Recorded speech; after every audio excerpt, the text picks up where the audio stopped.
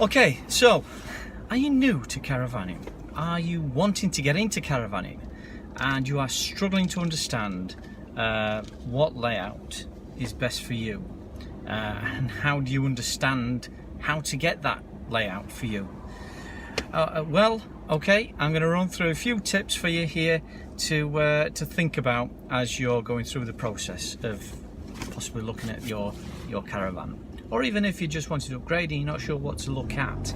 Okay, so I kind of have a rule of thumb that I work with, and it goes with basically I need to think about, right, who's going to actually be in this caravan with me at any one time. Okay, so there'll be me, my wife, my 2 kids. You've got to think about all of you, and everything have got to move about in this caravan freely without bumping into each other, without killing each other. That's the other thing. So you've got to think about who's going to be in there at any one time.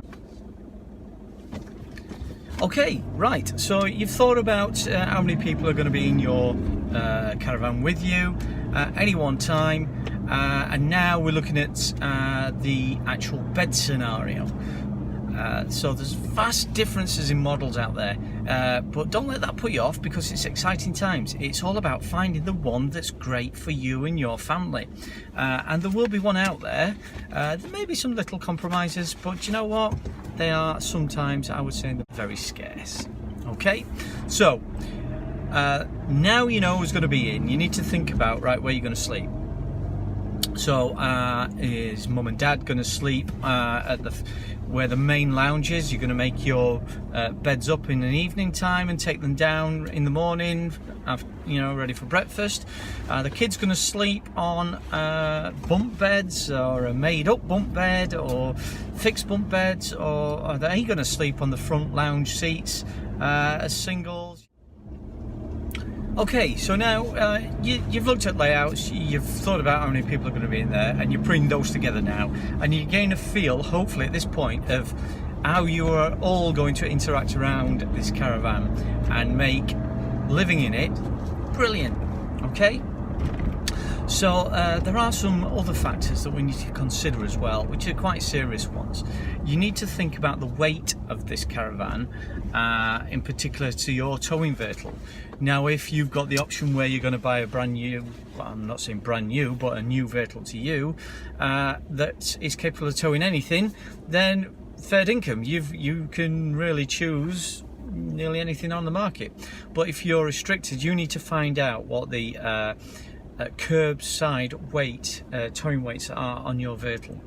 Then you can work, and there is a rule of thumb here of 85% of that curbside weight is your maximum towing weight as a new caravanner or someone inexperienced to towing.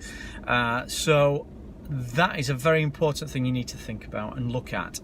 But you need to get your layout first, because that will set a few things. Nowadays you can usually get really good layouts in the smallest of vans, and there's some fantastic layouts there that might be a little bit more squeezed than what you were expecting, but you've got the options of. Okay, righty. Right, so now you've thought about your weights, you've looked at your towing car to see what you can tow with that as an inexperienced tower, and then you've looked at caravan weights as well, which will help you understand where you are size-wise realistically, and trim level as well, because the higher the trim level, usually it will increase in weight, because there's a few more bits and bobs, toys and things on there as well. Okay, so you've got all that. Now, where are you going to store it? Is it going to be in your garden, on your drive? Is it, you're going to put it into storage somewhere? These are considerations you've got to think about.